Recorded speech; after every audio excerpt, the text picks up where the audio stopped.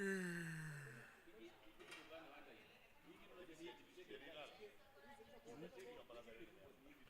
nimekuja kukuita asubuhi nikitoka na usongi nikasoka tu.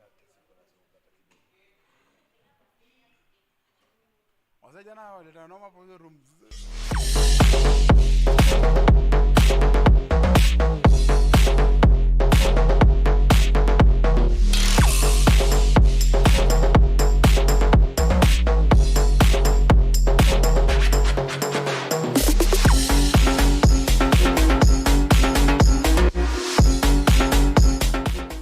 Welcome to March 21, powered by Gulf Ticket. Today we have Excited Elephants versus Raging Rhinos. We go straight to the pitch report by Jimmy Kamande. Hi and a huge welcome everyone all over the world where Touch 777 presents World Super T10 Cricket League powered by Gulf Ticket, match number 21 between Excited Elephants, who are sponsored by Billy 777 versus Raging Rhinos, who are sponsored by Winfair 247. Here we are on the pitch report. We have seen runs have started coming, batsmen applying themselves. Not much changes from yesterday's match. The pitch looks very dry. Look at it this year, flattened kabisa. We go now. The outfield also is very, very quick. Today we're gonna go differently. Hardened, full-time hardened here. Today is, if I would win the toss, I would go psychological tactically and let my bowlers bowl first and give my batsmen a run to chase on the board. Yes, that's the expert. Let's see if the captains will take that advice. Let's go straight to the toss and see what they'll do. It's toss time here. Game number 21 between Excited Elephants versus the Raging Rhinos. With me here, the two captains who happens to be siblings on Excited Elephants is Eugene Maneno on my left and Newton Mudhe on my right. Excited Elephants are at home and Eugene gonna toss the coin.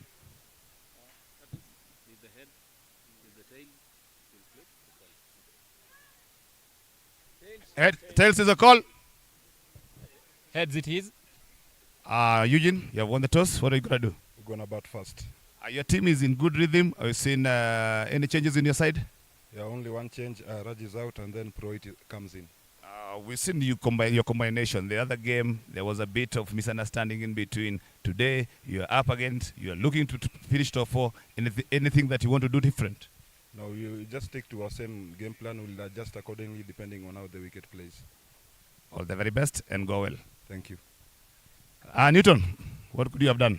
I would have batted first and do to them what they did to us. Yeah, for me this is personal, and we have Jojo coming in, so I believe that today is the day.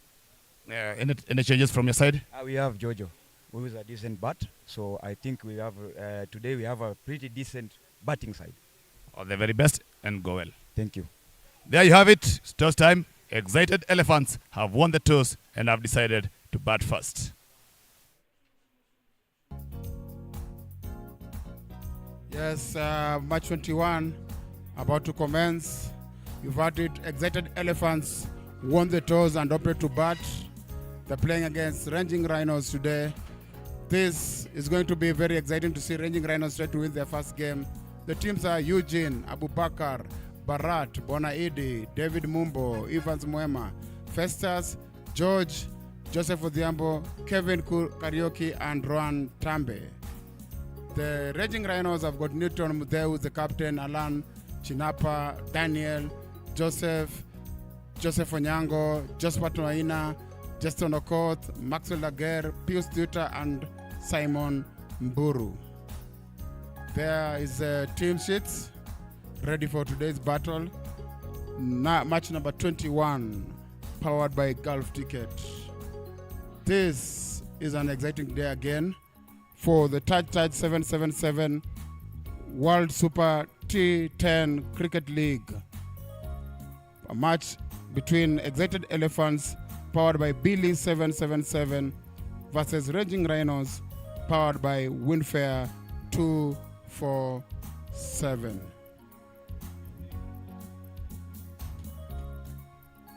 Yes, and now we have Jimmy Commander with me here for today's match. Yesterday match was very exciting. What do you think about Raging Rhinos trying to win their first match?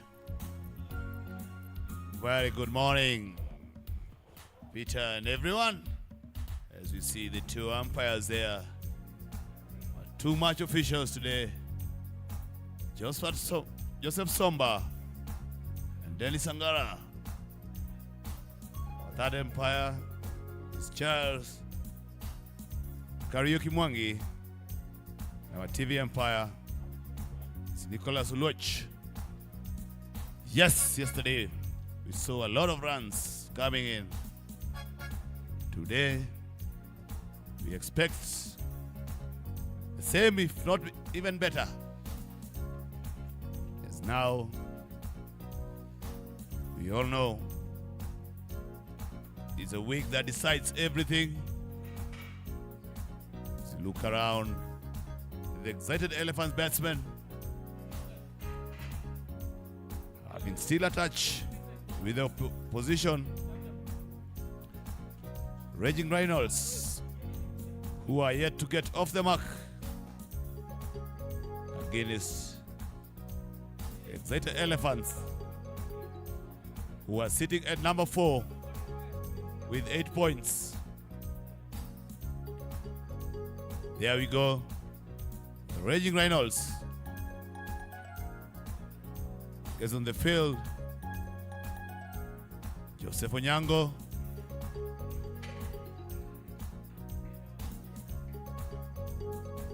new entry. Also, as we see, just behind, it's the two batsmen.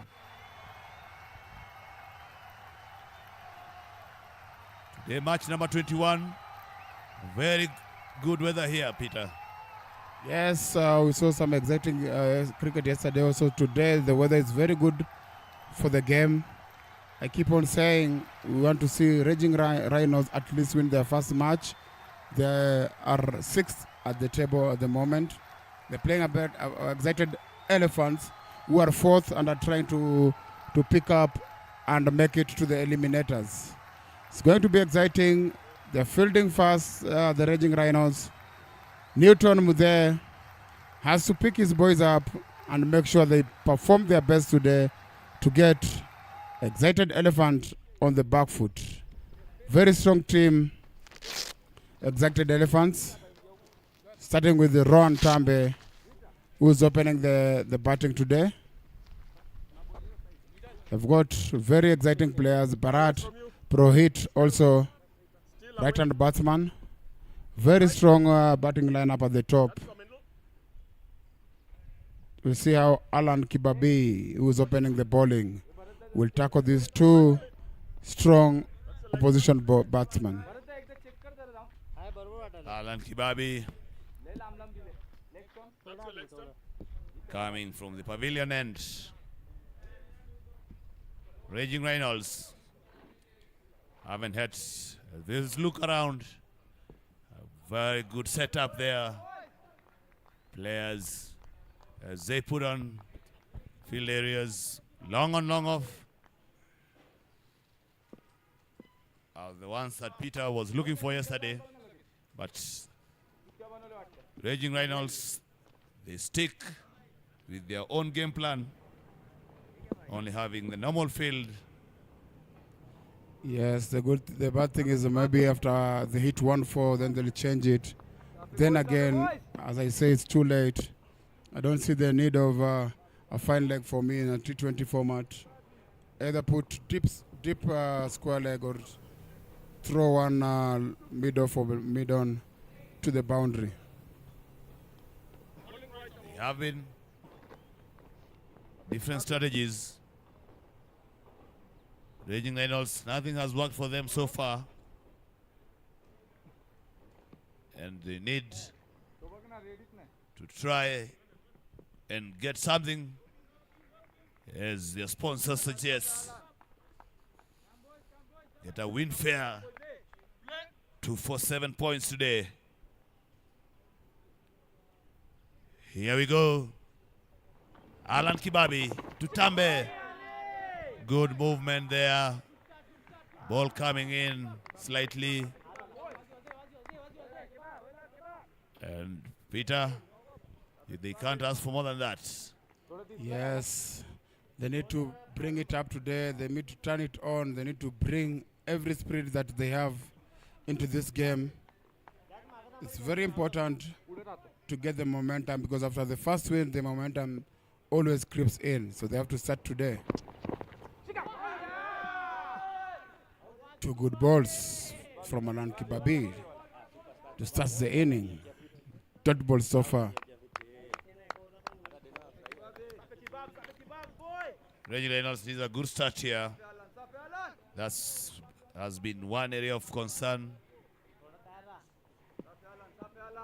Not picking early wickets. Today, again, play and miss. But this time, the umpire keenly looks at it and calls it a wide. First run on the board for Double E.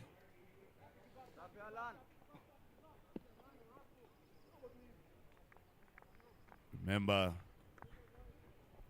they won the toss and elected to bat first. Driven square drive, half stop there by Pius Twitter. And he saves a couple of runs for his team. Good energy to see. You might not think they are last on the table. With that energy, if they can carry it through the whole innings, I'm sure they're going to come out with something positive at the end of the match.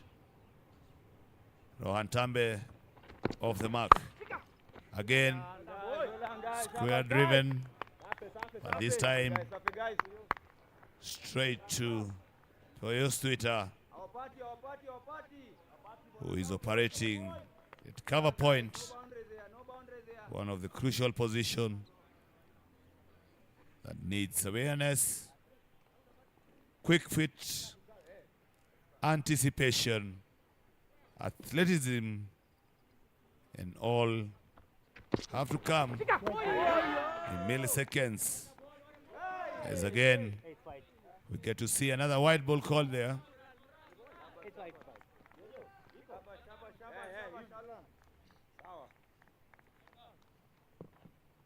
Alan Kibabi.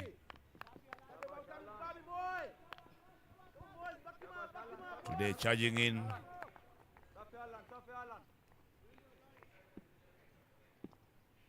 Looks like he's enjoying bowling to left-handers. Outside edge. Balls runs straight to the third man fielder for another single run. Bharat Purohit on the scorecard now. With one ball to go, score stands as 4 for no loss.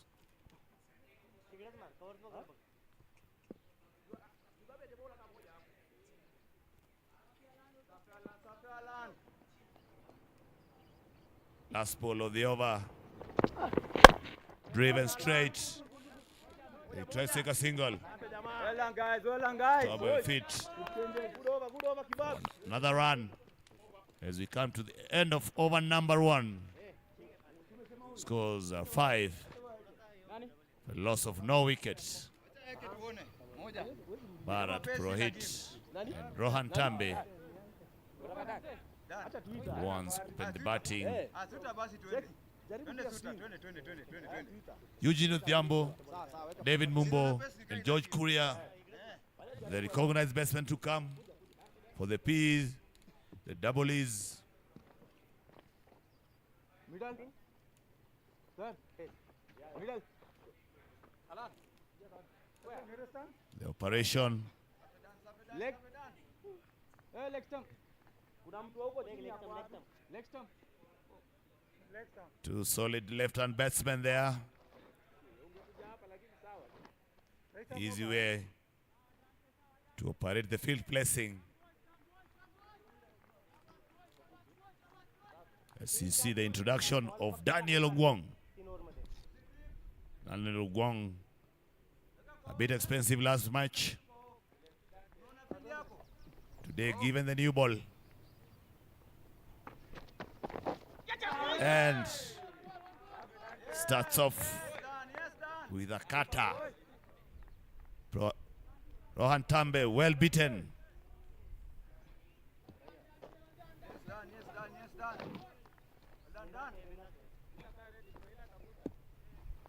Young boy with a short run up. Big concentration. And pulled away. The ball running down. A bit of misfield. And they easily come back for a second one.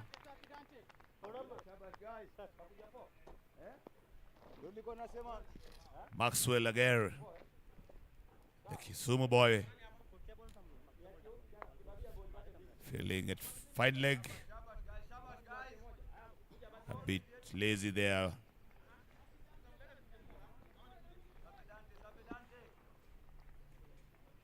Saves a bit of same movement there for Ngwang. And this time again, Rohan Tambe pulls it hard. But again, straight to fine leg. This time, Maxwell again is alert. And they just get one run. Next time. Remember, this is match number 21 between Excited Elephants, who got 8 points so far. Well, this is the Raging Rhinos, yet to get the points table.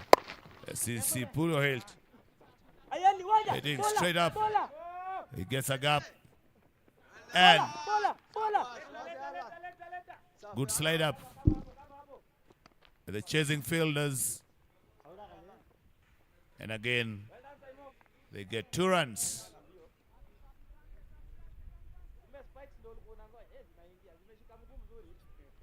They're trying to go after the bowling. But there is not enough pace. From the bowling of Ongwang, you've got to create your own pace. Pulled away. And this is going far. This is the first maximum touch 7776 of the day. Bat of Bharat Purohit. Ball a bit short. The ball has disappeared out of the ground. With his pace, cannot afford the ball that short.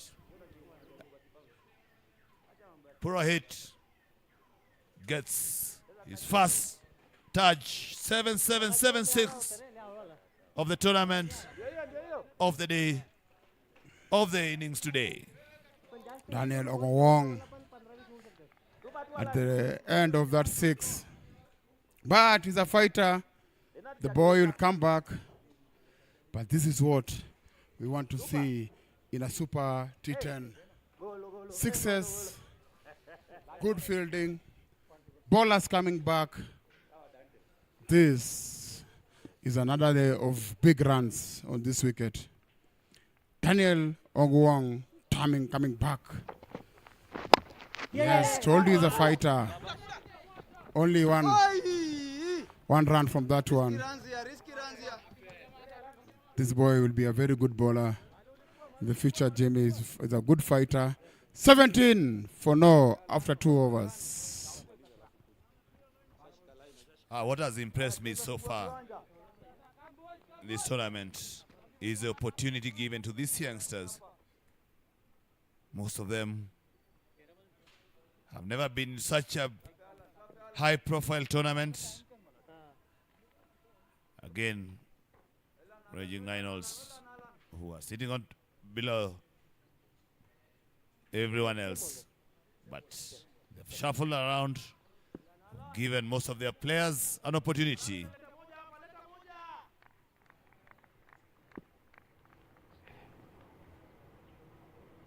Standout bowlers. Now coming is Alan Kibabi. And before I finish about it, he traps Rohan Tambe Plum, LBW.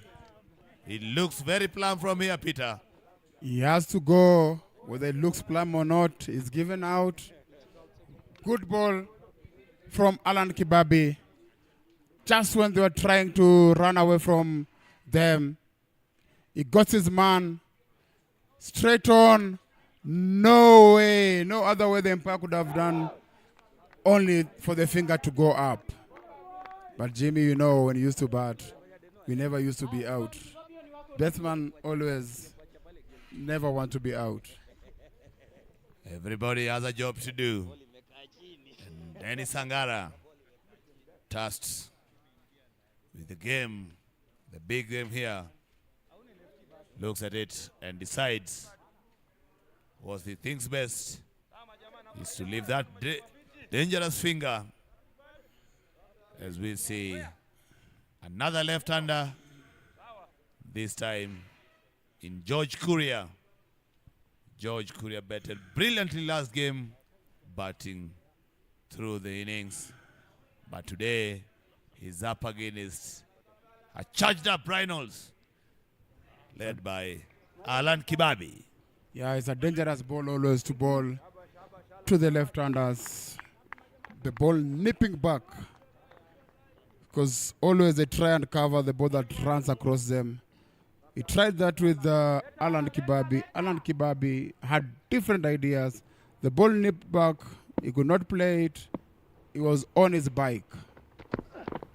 Again, he's on fire.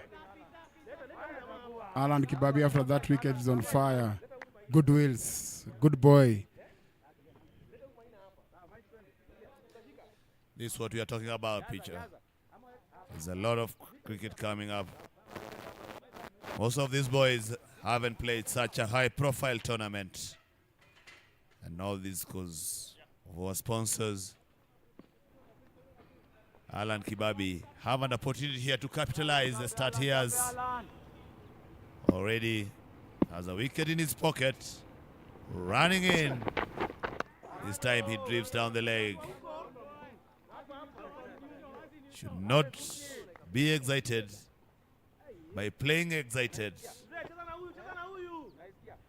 very interesting. They have two slips for Kibabi early on. They're attacking in the power play.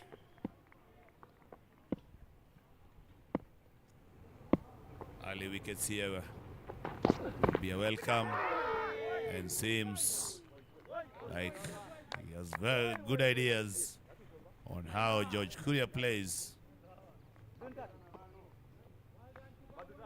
See senior players taking their positions. Alan Kibabi in good rhythm here, bowling his second and last over.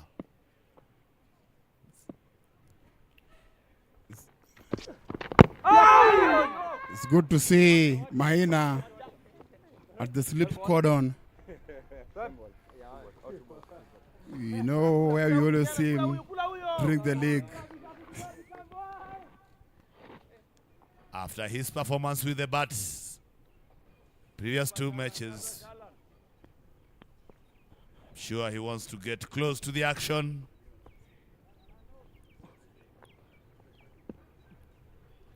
He's now getting close to the action.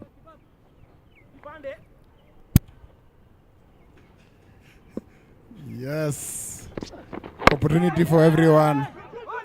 It's going to be a chance. Oh, again. Two people covering. It was a big chance. Could have had us shy on the stumps. But again, decided it's not Mputa time. Jimmy could have had a shy at the stump there. Everybody was covering. Everybody was waiting for the throw. But Aguirre could not throw his fishing hook. Big over cover drive That is good timing there as we get another golf ticket 4. Good lofted drive by Rohan Tambe.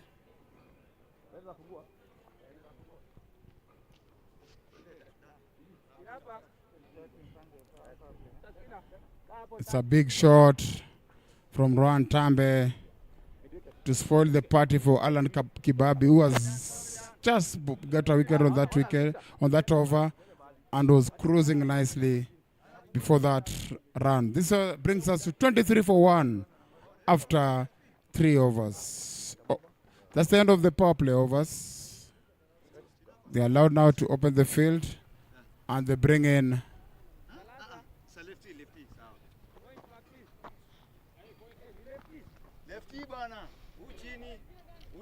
Got now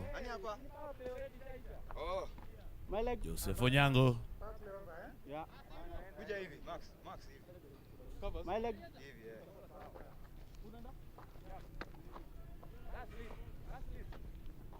Coming from the tennis court end. Leg stump. Thank you. We'll see earlier on. Mixed up.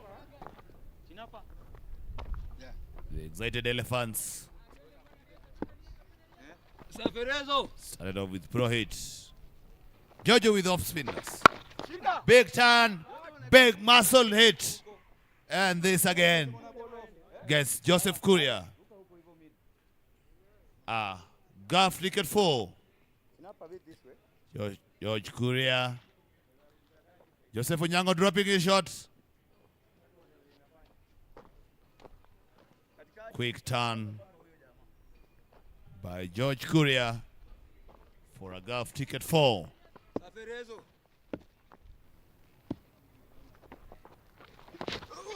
Tries to go over. That's better. We talked about the pitch having a good turn. It gets an outside edge for another golf ticket 4. This is where Peter we were talking about getting to the stand. You see, you are an off spinner. Obviously, the wicket gonna turn a bit. Having 2 slips, there's not much movement in seamers. But an off spinner bowling to left-hander. This is the time I would have a slip in place. I think the wicket keeper should get a helmet. There's a big bounce there and big turn. It's not the best advice to stand there with no helmet. Should try and get the helmet on.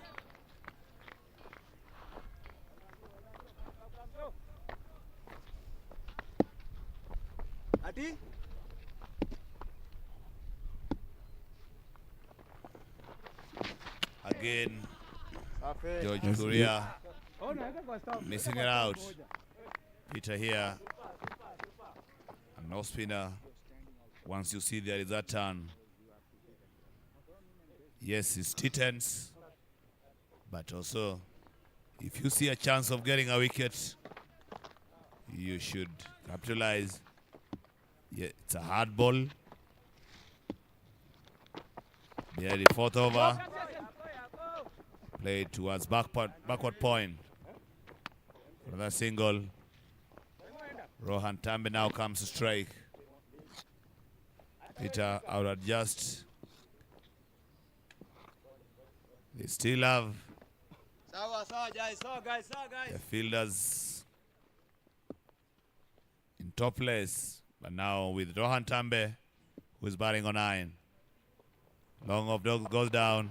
Again, Jojo drops it out. This time straight to Maxwell. And Maxwell has waken up. Yes, a good catch from Maxwell. But still, I feel when you are bowling to these guys under this hour after the power play, have only the maximum fielders allowed in the circle. They still have the mid on and mid off up. I think it's a dangerous way to go about it. Tambe departs, caught by Aguirre. I'll think of it. Rohan Tambe missed out there on a short one. Hitting it straight to the fielder. But with the amount of batting depth excited Elephants have, as we see the captain Eugene Cheng coming in to face Joseph Onyango. It's 33 for 2 with a ball to come. The fourth over. This ball, one brother will be bowling, one brother will be batting, the other one will be wicket keeping. Family affair, Jimmy Kamande. This might have to be the first time this has happened in the world of cricket. And what a better place than World Super T10 League. Guys. One brother, bowler, batter, keeper, one surname, as we come to the end of over number 4. Scores 34 for 2 as Eugene Cheng Odhiambo, the captain, gets the much-needed run. That's what batsmen look for. Get off the mark and avoid the dreaded duck. Yes. It started with 2 boundaries. He recovered to get 1 wicket to be an even over. We have Eugene Odhiambo Ochieng and George Courier to steer them to the next level.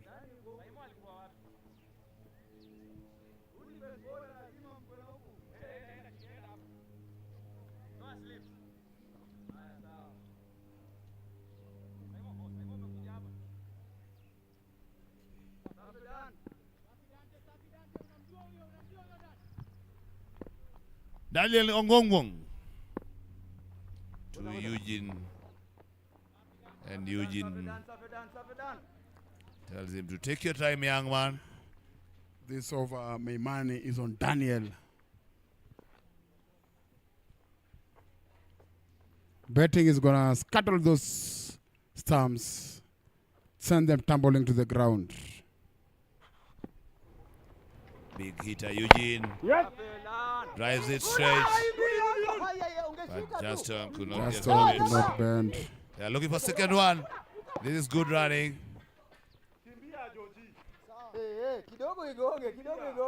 This is good running by the 2 batsmen. Yes, they look like they're on a treadmill, but at the end of it, they made it through for a second. As you see, the return throw, overtaking. Another good glance there by captain himself. And again, George Courier. Picture we could see there, Captain Eugene Cheng wasn't that happy being pushed earlier on here to come back for a second one. Yes, George Courier is not the quickest on the park. He has to find a way to have quick calls and have timings for his runs, because always when you are slow and then you are calling late, you get your partner run out. See what he has with the bat. Drive this straight to mid-wicket.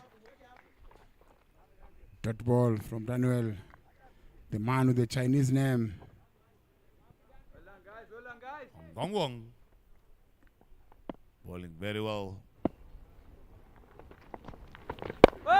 Again, George Courier. Slow in between the wickets. But he wants to push his partner. I guess here, Peter, what's happening is George Courier, he sees like he's the quickest between him and Eugene. So he's the one who knows where to be. The ball got dropped. A misjudgment there by the fielder. Came in too fast, wanting to take a catch. but the ball went over his head for another golf ticket 4. Good sweep shot there by George Courier. But at the end of the day, Peter, Yeah, he rushed in too quick and now could not get back. And the ball went over him for 4. Needs a better judgment from the fielder there. Could have just stood there and the ball could have just landed on his fingers. this is one area of concern for Raging Rhinos. Whenever they start well, somewhere in between, they let it go and becomes too difficult for them to catch up in the end. George Courier drives it nicely down the ground. Angalie nikao umevuka. Watu watatu ndani. Oh, mumeka watu wengi nje. For a single run. Rudi. Nilikwambia nini? Kuja Simon. Simon kuja. Unajua na nilikwambia. Wana kusoma hesabu. This again, we see now every fielder is looking at himself as they have conceded an easy free hit this time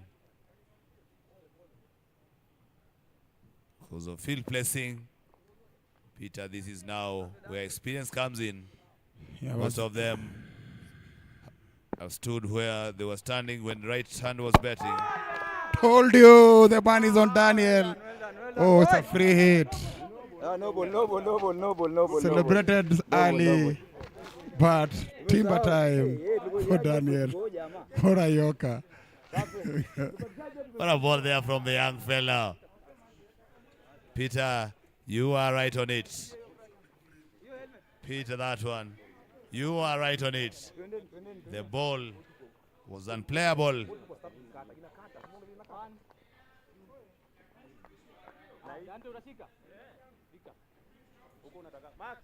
Now we get into the golf ticket strategic timeout.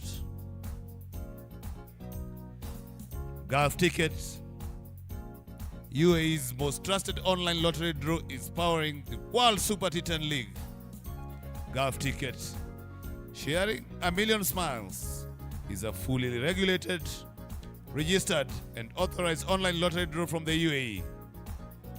Buy online and fulfill all your dreams.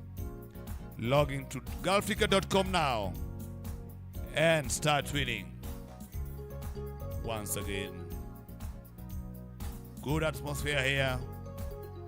All this made it happen by our sponsors, from Jumbo 365 to Billy 777 to Winfair 247, Cricketer Trust of India, MG Lion. Those are solid sponsors. Once again, golf tickets. You got Taj 777, Bet Brick 7. Big sponsors that we got in there, giving an opportunity to these youngsters. D247. These boys gonna have a memorable time here, and this gonna help their career. Gonna have superstars coming out in future. All this because we have our own sponsors who came on board. Winfair 247. All this have made it memorable tournament. Still way to go. Coming up afternoon, second game of the day, match number 22 is Leaping Leopards, was sponsored by MG Lion, against Classic Kangaroos, was sponsored by World 777. That is our match number 2 today. Don't miss out. Get your lunch ready. Get wherever you are. Get your snacks ready for another exciting match. But now we're here with The exciting elephants versus Raging Rhinos. George Kuria sweeping it away. Well covered down. They get a single. Projected scores 85 for now. Still long way to go. 29 balls to come from this inning. 44 for 2 is the current situation. As we see Pius Twitter being introduced to the attack. Yes, Twitter coming into the attack. George Kuria went down to sweep that one. With a ball, made that run away from Eugene. Current run rate is 8.25. Excited Elephant will be happy to get more than that. But I say Raging Rhinos are fighting to win their first game. And to do that, they have to keep them quiet and they have to keep the run rate below 8.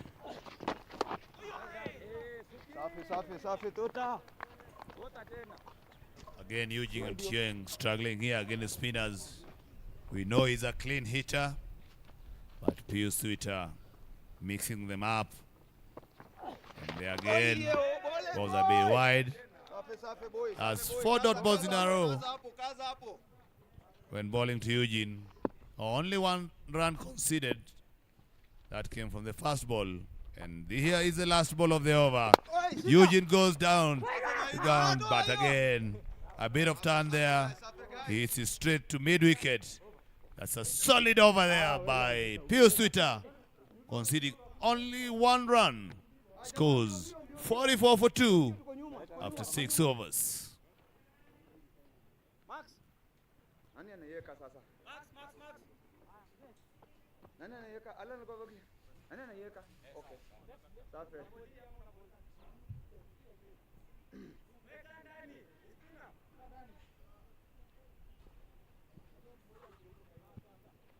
After that, we've seen spinners dominating now, and the Raging Rhinos have brought in their left-arm spinner in Maxwell Aguirre. Used ball seamers when growing up. Turned to be a spinner, and this week there is playing spinners will be needed here. This is the 3rd spinner in the side. Seen what Pius Twitter has done before. Maxi starts with a floater down the leg for a wide. And the cartoonistic action of warming up after bowling a white ball, Peter. You should warm up before you bowl it. Don't warm up before you bowl it. But he comes back after that warm up with a very good ball, landing on the toes of George Kuria. Empire giving the leg by, not interested in the appeal. And I think now that warm up is what he should have done when he was told he's bowling on this end. Moving slowly, projected score is 75. Eugene Ochieng is on 4 after 9 balls. George Kuria 16 after 13 balls.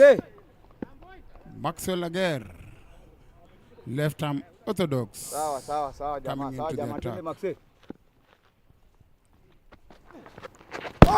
Oh, and he got him. He could not read that. Through the gate. Big hitter is gone. Well bowled Aguirre.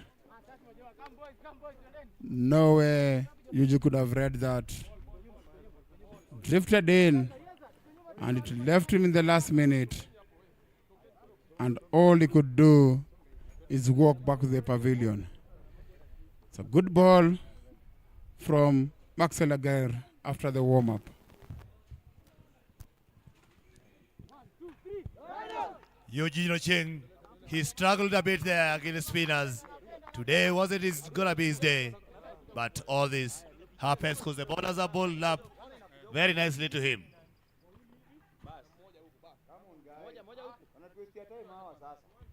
See David Mumbo walking in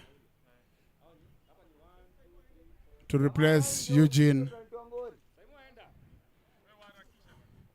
who could not see anything happen. Good to see Joseph Somba sending back George Courier for his helmet, habit that they are not used to. So dangerous also to bat here without a helmet. I see the wicketkeeper had my advice and took on an helmet. Was risking himself on this pitch, pitching, keeping without helmet. In comes David Mumbo. Ever entertaining. He has had a good series so far. Good tournament. His strike rate very good. 108. But now, they say spinners are into play today. And now a ball in hand is none other than Maxwell. Here he comes again. Big swing there by Mumbo. Somebody under it. Yes, under the throat of Joseph Onyango. Without disturbing the scorers, David Mumbo is heading back to the pavilion, going for a golden duck. He went across the line. Good positioning there. The experience of Joseph Onyango easily taken down to mid-wicket. Peter, your boy, walk in, walk out. Yes. First ball, he tried to go for 6. And first ball, he was back.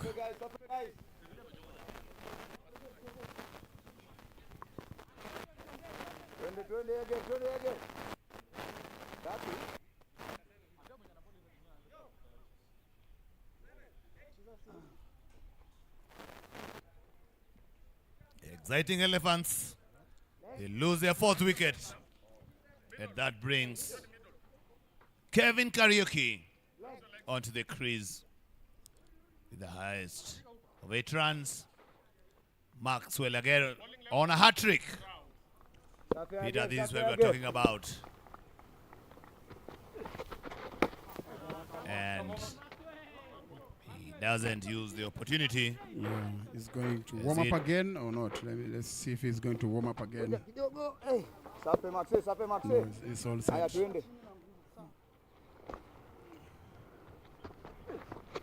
Oh, there we go. Big shout. I think that's a bit outside of stump. Interesting over from Aguirre so far.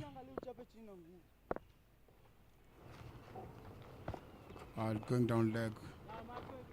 Don't think they had a chance for that. Talked about Max here having started his career as a seamer. That one he using the seamer position. And again, as we see, Kevin Mutembe, his front leg facing Kariako. And the other one, North, is going to his favorite area, Madare North. He comes off the crease. Oh. Big miss here. Newton Mudhe having a nightmare of a tournament with the bat and with the gloves. 47 for 4 after 7 overs.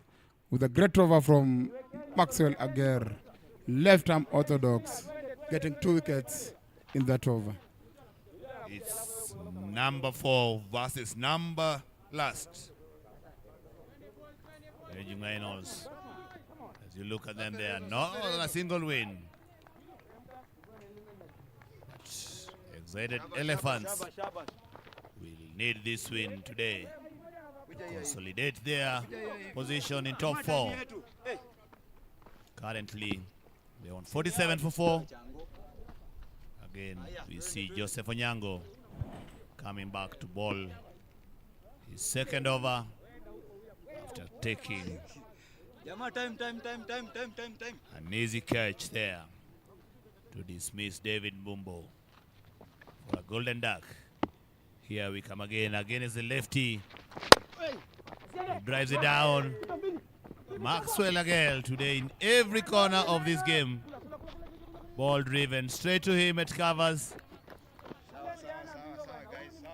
That's a big statement. That's not the place where he belongs. Remember I said he was a seamer.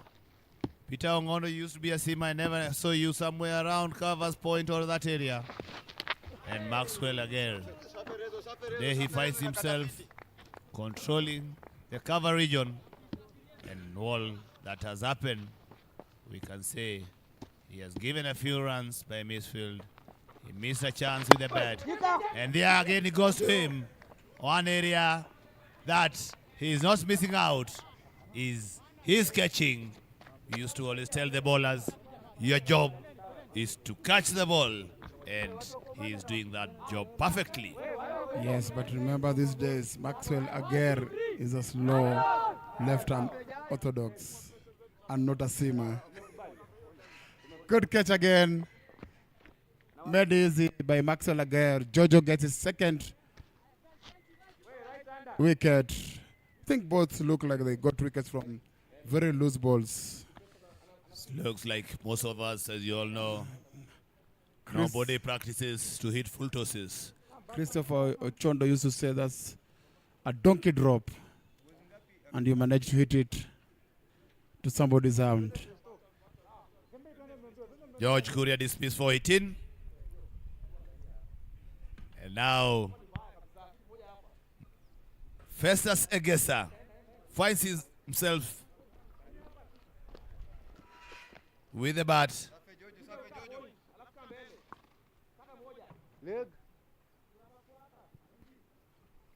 Not much known with his batting, but his team needs him now. Jojo coming to him. He tries to drive it. These are the kind of pitches that you need. Good wrist players who can play with the spin. And he gets an outside edge here. This ball is running away for another golf ticket 4. Very lucky there for Egesa, but the vice versa for Joseph Onyango has conceded a very unlikely boundary here. Mr. Egesa, big outside edge. As I said, the outfield is very quick, and nobody can get it unless even if you got a tuk-tuk. Festus gets off the mark with the boundary. Still, he has a ball to deal with from Jojo. He tries to go big with no connection there. As we come to end of over number 8. Scores are 53. Half the team back to the pavilion. Yes, 8 overs gone. Second game we have Leaping Leopards powered by MG Lion versus Classic Kangaroos powered by World 777. That's going to be a big clash.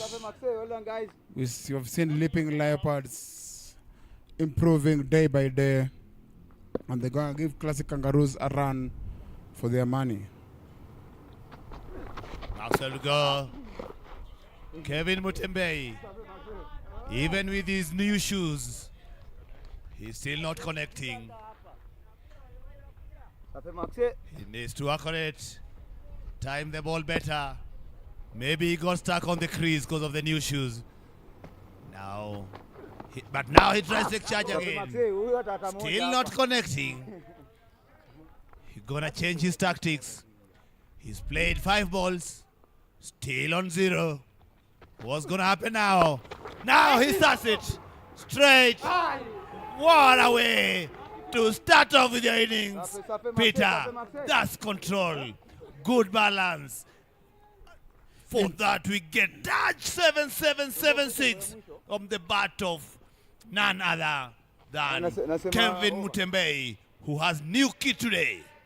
Yes, he was determined to get it, and in the end, he got one to fly over the boundary. Let's see if he continues the intention. The intention is there, but straight back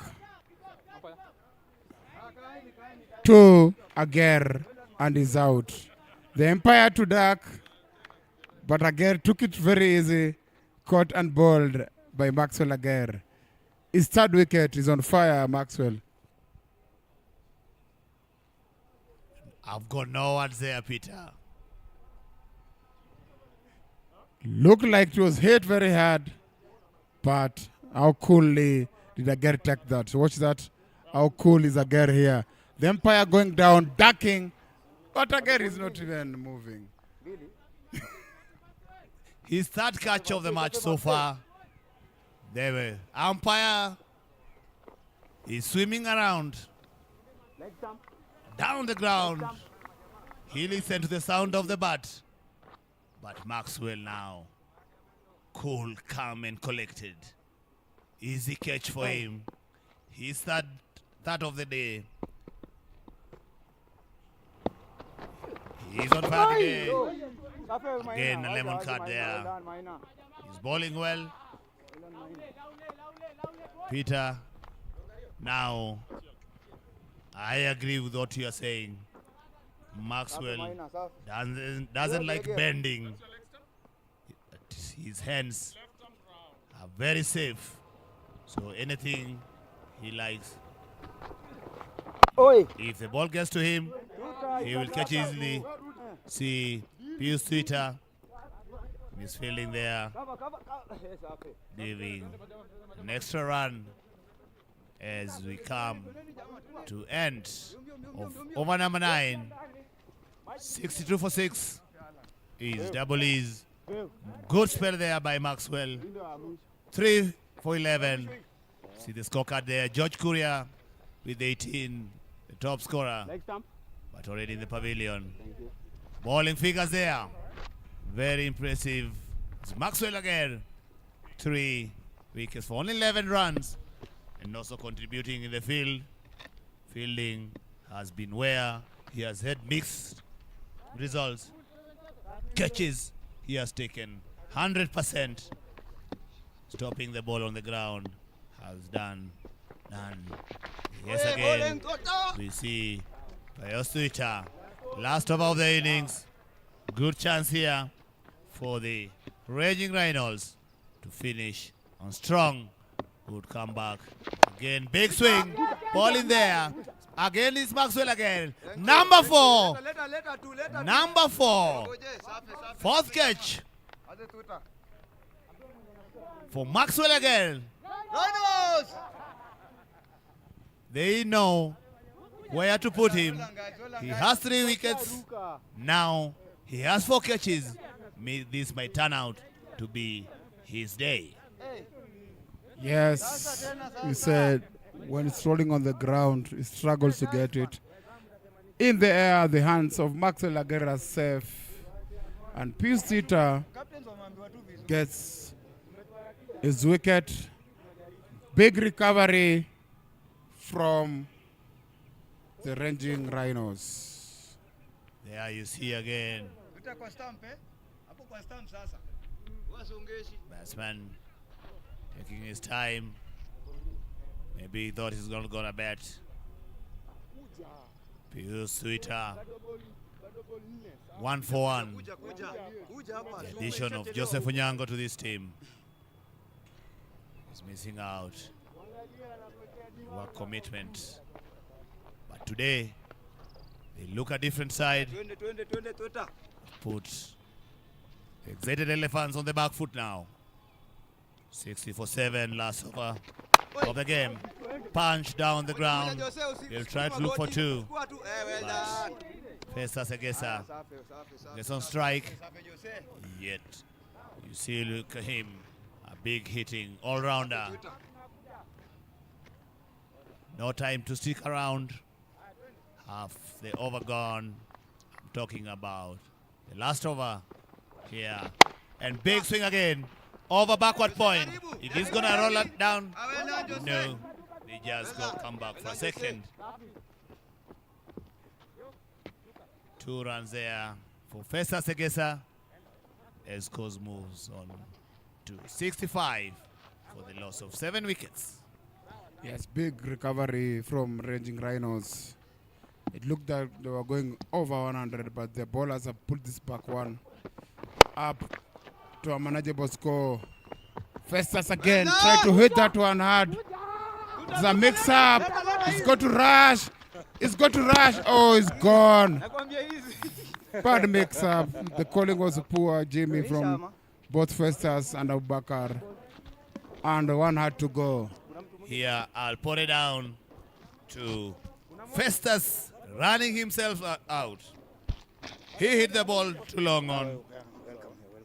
It's his partner to call. The partner called him, but he was ball watching instead of responding. Awareness was key here. It's the last over of the innings. It's only 2 balls to go. He was the man who was striking it. He should have been looking to take strike, but looked like he was very comfortable with that one run. As you look at it here, just confirming if the keeper picked the ball cleanly. We look at it again here. He took off. Yes, he gets a non-strike. He should be looking to go back, but he's ball watching. His partner called him, but you see now, his partner is already safe. But that's when Festus is starting. And that's just a confirmation. Festus Segesa run out. That brings in Abubakar Mohammed to face the last ball of the innings.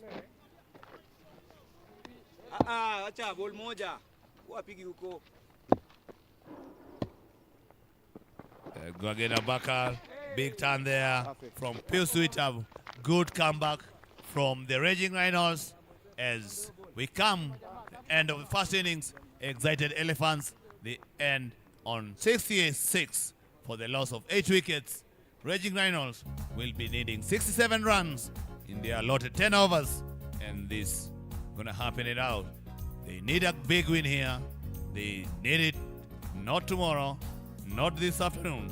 They need it now.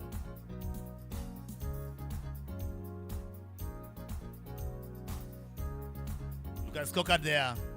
George Kurias stopped scoring with 18. Lower order there was nothing much.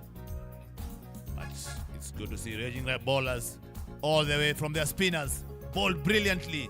All the spinners got to the wickets column with Maxwell, the standout. 3 wickets for only 11 runs. 67 from 60 balls is what is needed. The chase. We will be back after the break. Before that, a reminder of what's coming after this is the Leaping Leopards, who are sponsored by MG Lions, versus Classic Kangaroos, who are sponsored by World 777. And again, we will be back in a short while for the chase.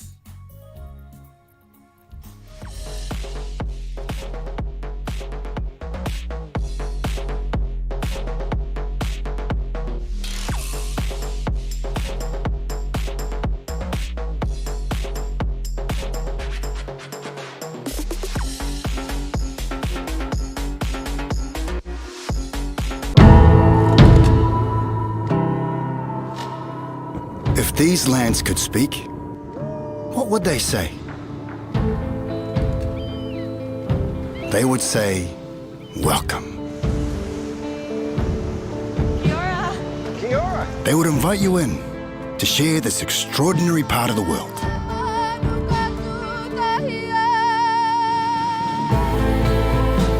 This place, it's yours too. This land is wide open for sharing. Our culture welcomes all cultures. So let us show you around. Lead you to our natural wonders. And throw you head first into our beautiful countryside.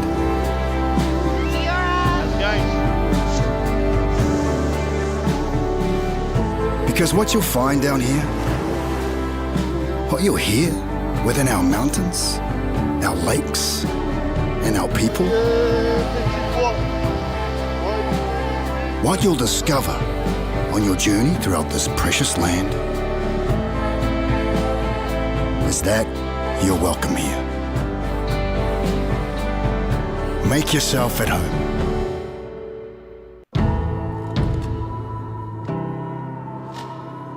If these lands could speak, what would they say?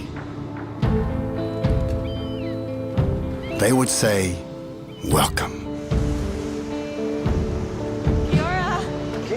They would invite you in to share this extraordinary part of the world.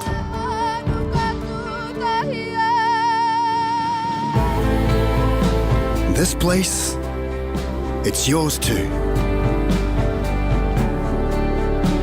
This land is wide open for sharing. Our culture welcomes all cultures. So let us show you around. Lead you to our natural wonders.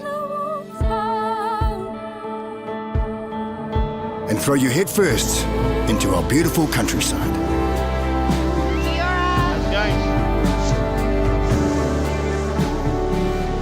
Because what you'll find down here, what you'll hear within our mountains, our lakes, and our people, what you'll discover on your journey throughout this precious land is that you're welcome here. Make yourself at home.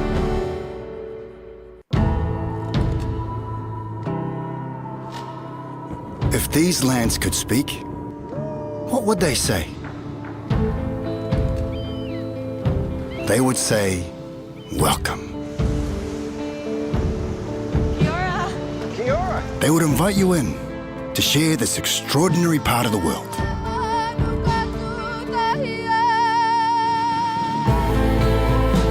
This place, it's yours too. This land is wide open for sharing. Our culture welcomes all cultures. So let us show you around. Lead you to our natural wonders. And throw you head first into our beautiful countryside.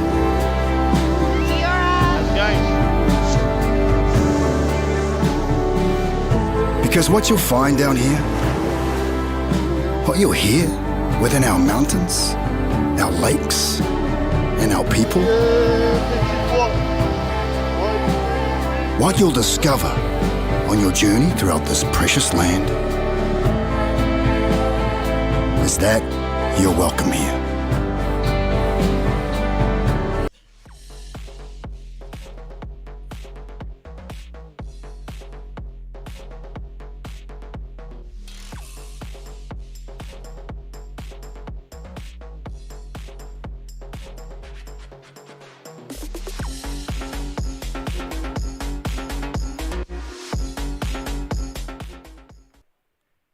Here we go again for the second innings. Elephants, as you look at the scorecard there, was 66 for 8. Top scorer, George Courier, the wicketkeeper batsman. Good comeback by the spinners. Maxwell with 3, Joseph Onyango with 2, Kibabi and Twitter, 1 wicket apiece. That's our equation. 67 needed from 60 balls. Raging Rhinos, they need this win, and they desperately need it now. They are last on the table, and the excited Elephants who are fourth. So we look at our two umpires walking in. Both teams all set, ready. Joseph Somba and Dennis Sangara leading the way there. The two umpires who are in charge, with our third umpire, Charles Kariuki Mwangi, and our TV umpire is Nicholas Oluoch.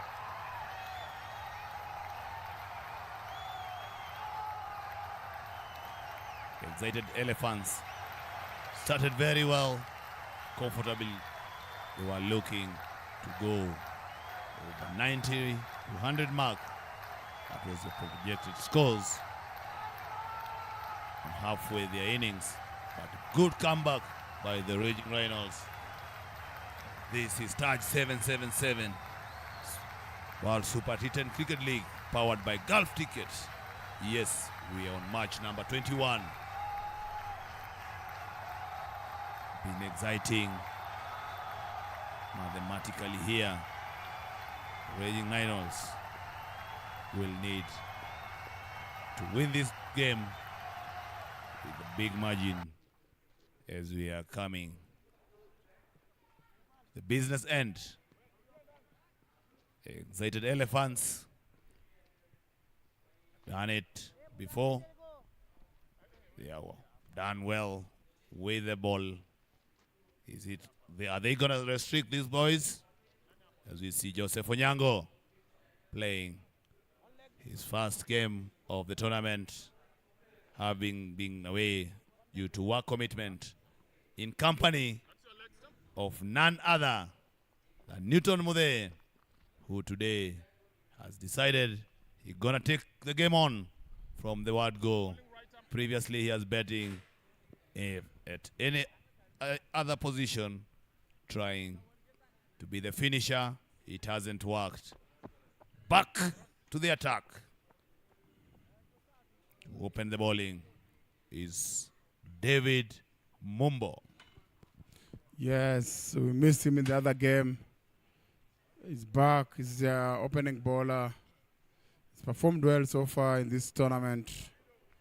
Coming to face Jojo, playing for the first time in this tournament. He had work commitments. He got a chance today, and straight away he's taking the bull by its horn. David Mumbo rushes in. Yeah, big appeal from the rest, except the bowler who knew exactly where it's going.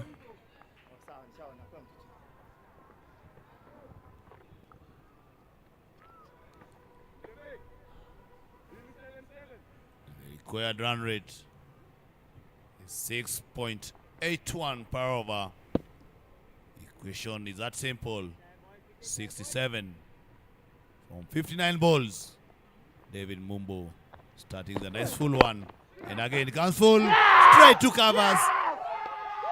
Joseph Onyango, you can see the celebration there.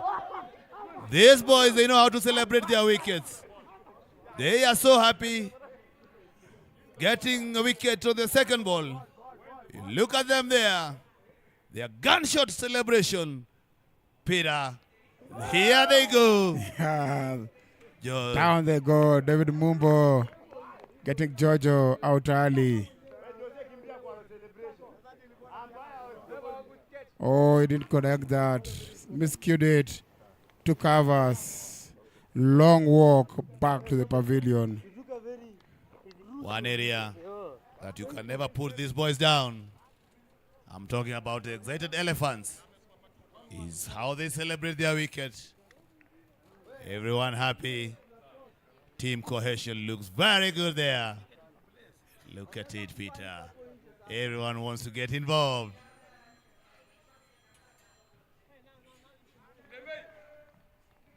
The boys who are sponsored by Billy 777. They enjoyed that wicket of the dangerous Joseph Onyango, and that brings in Alan Kibabi. Same day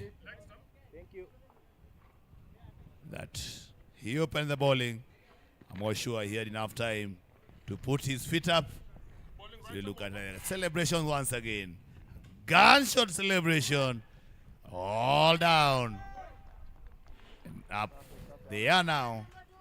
David Mumbo, the leader of the attack, the leader of the celebration, the man, he calls himself entertainment. He got excited there, trying to bowl a quick yorker, goes for a boundary, extra runs there for the double R's. They needed that to get their scoreboard moving. And you look at it, everybody pointing at their bowler. This is not the way to go. Trying to push the ball hard to the batsman. Misdirection. Looking to yoke him. 62 from 58 balls is current situation here. Kibabi again coming to face David Mumbo after a fiery spell with the ball himself. They've thrown him into the firing range of David Mumbo. Are we going to see another celebration, or Alan Kibabi is going to spoil the party?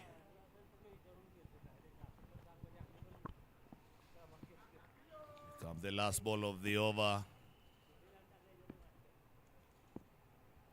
Those 5 wides. Big appeal. Outside edge. Down to the third man area. Goal fielding. Goal return throw.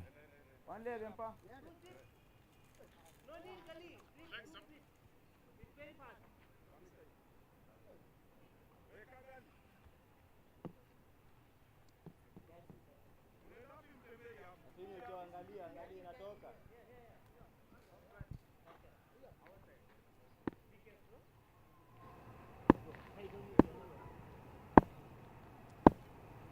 6.54 is what's needed. Another good outswing. Driven pass. Backward point area. Kevin Mutembei, quick feet today. We all understand why. Somebody not covering. They get an extra run here. 2 runs. I beg your pardon. 3 runs there for the overthrow.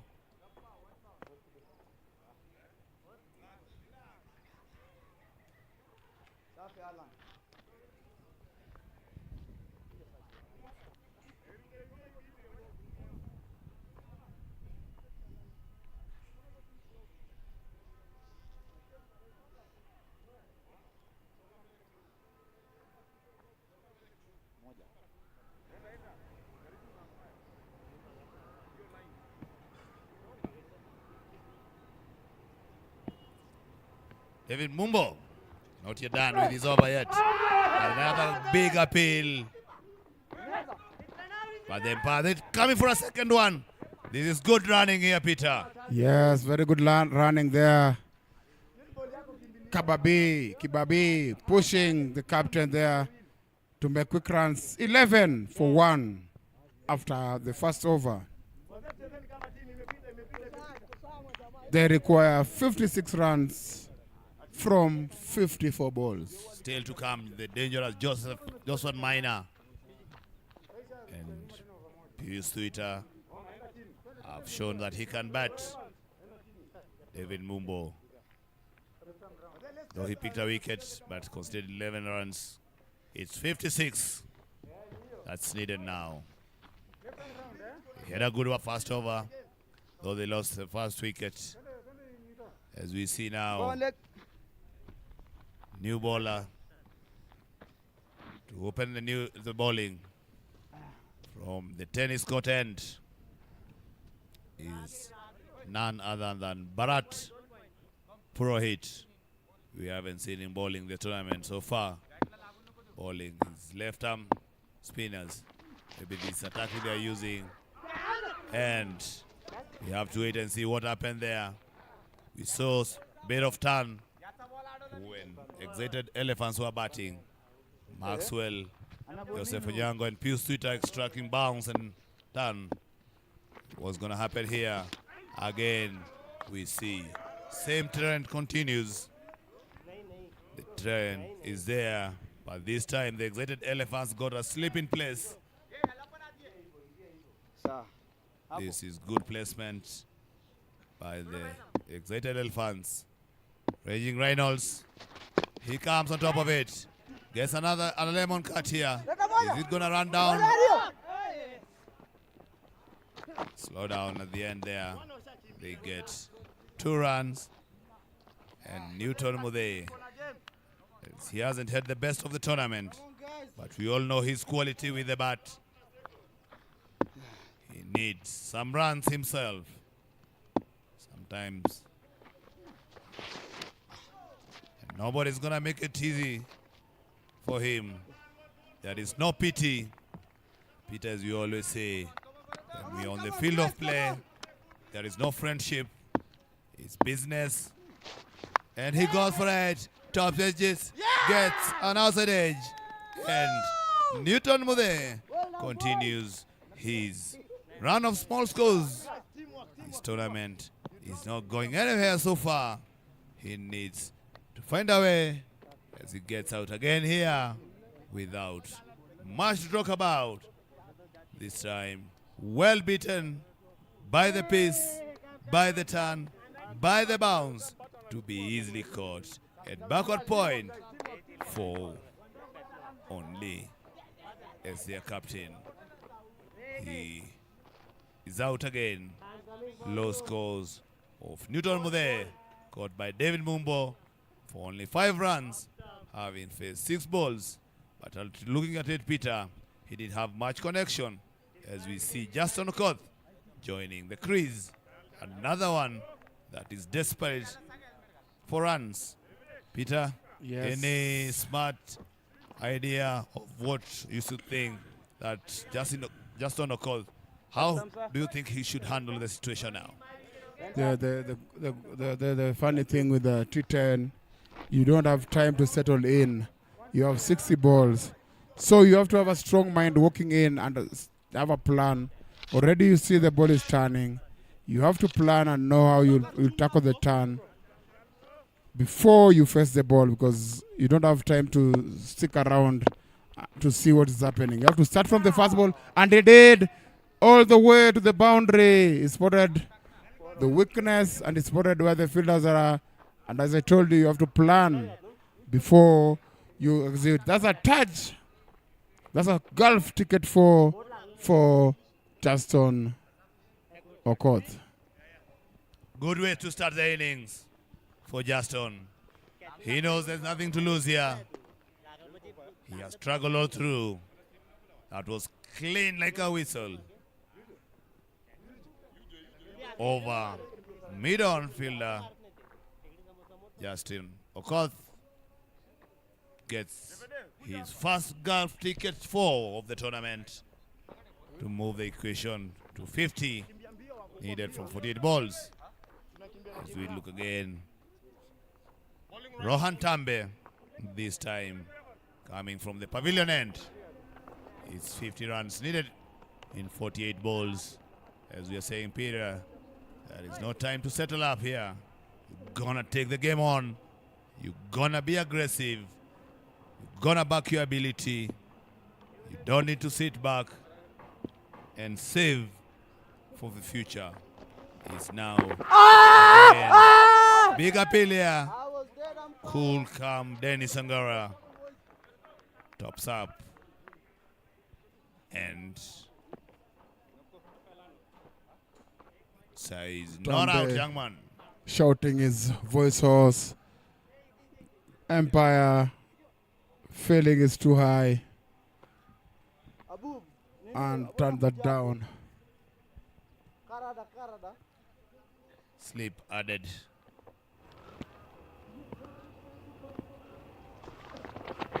Big drive there. Tempted to drive. Ball too much far away. And umpire calls it a wide. Another extra there. Let's turn here.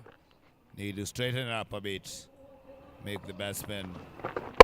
Ball shot. Patch down to the long on. This might run away for a boundary. Very welcome golf ticket 4 for the Rhinos. is good quality shot by ball खराब आहे पुढे थोडा आणि पुढनं फिरवाला बघ Kibabi. बाहेर फिरवाला बघ Driven nicely. पुढच्या पायावर come on Miron is up. Yeah. That's a good side from Kibabe. They need to find a way to get those boundaries. And the easiest time is to get them during these power plays when the fielders are in the circle. Go above them, go below them, go beside them. That's another golf ticket for Alan Kibabe. Vanishing Ron Tambe. 2 fours already in that over. But now is the time they need to get the fours. And now is the time they need to get maximum because it's a power play over. Good footwork there by Alan Kibabi. Tambe pitching it a bit short. It was very quick. And back again a bit short. This time a bit wider. Trying to cut it off to the point area. But doesn't manage. Alan Kibabi looks composed when he's playing on his back foot. Tambe needs to bring him onto the front again off the back. They try to sneak in a single and as good communication between the two batters. Good response by Justin Okoth. Scores are moving nicely to 27 for 2. Required run rate around 5.5. 40 from 43 balls is what needed. They're moving at 9.5 and required is 5.5. All they need to do is bet through all their overs. Smart batting. Justin Okoth goes big here for a touch 7-7-7-6. This boy today, Justin Okoth, he's already on 10 from 2 balls.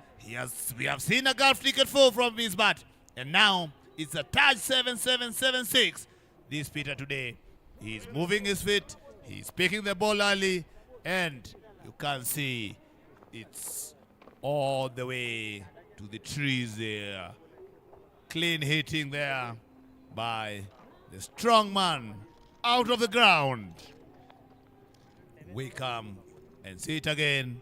He's marking it. He's on 10 from just 2 balls. Is it gonna be his day? He has to have a good day. As we say, it's 11 runs. 11 runs per over at the moment. 4.4 runs they require. Alan Kibabi on 12. Justin Okoth on 10. Taking the attack to Excited Elephants. Who do they call? They call Festus Agesa. Yes, the quickest man on their team. 34 needed of 42 balls.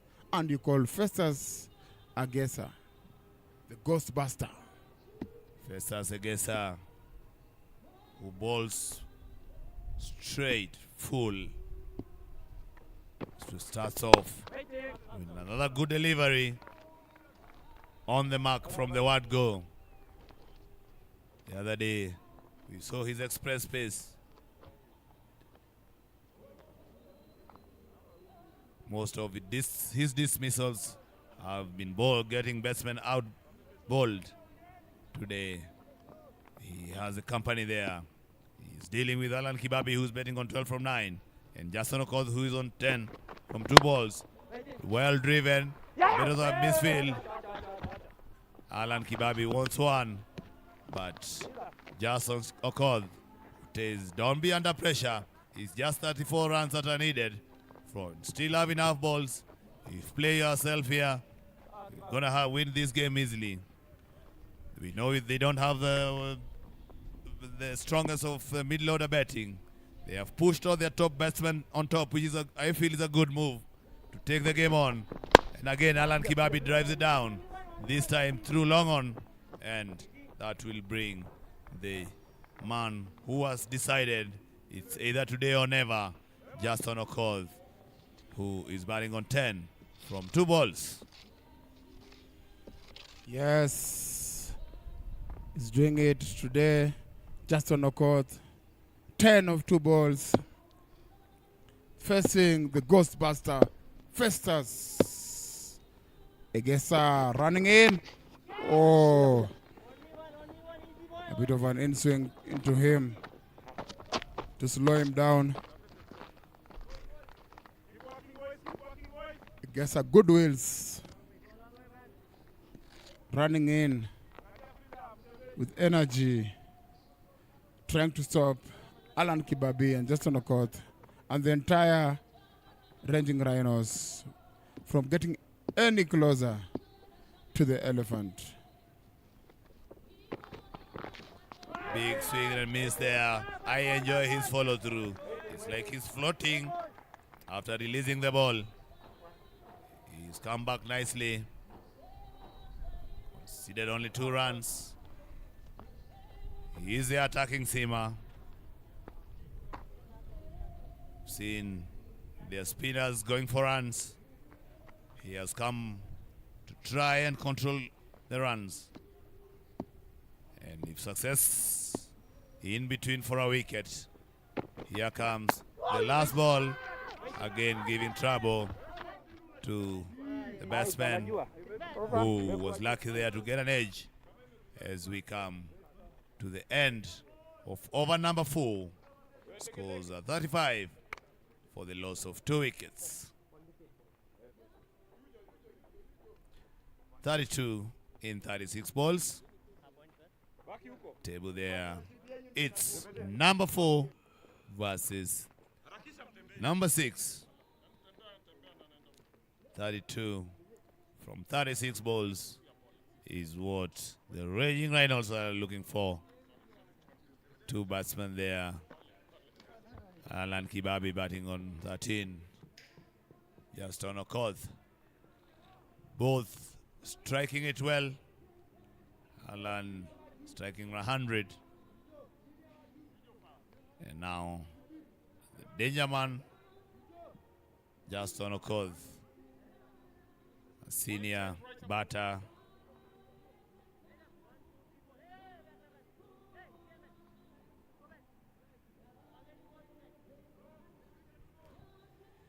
With the ball in hand, the man with new shoes.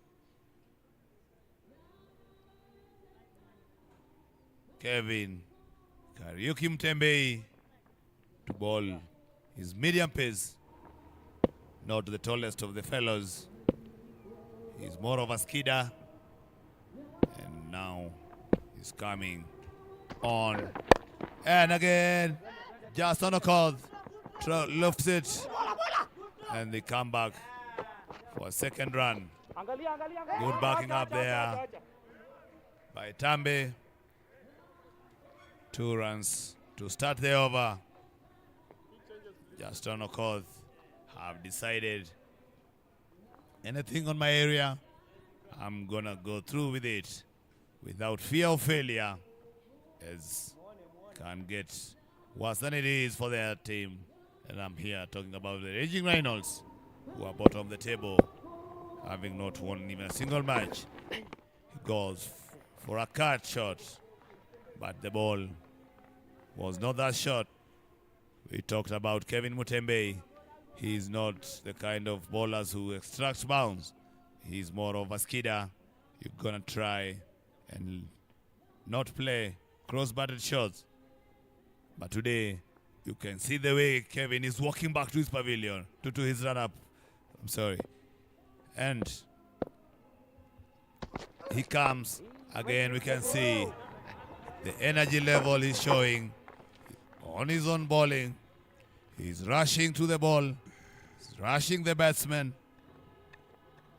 I think Okoth needs to upgrade here and adjust, because now he's played 3 balls.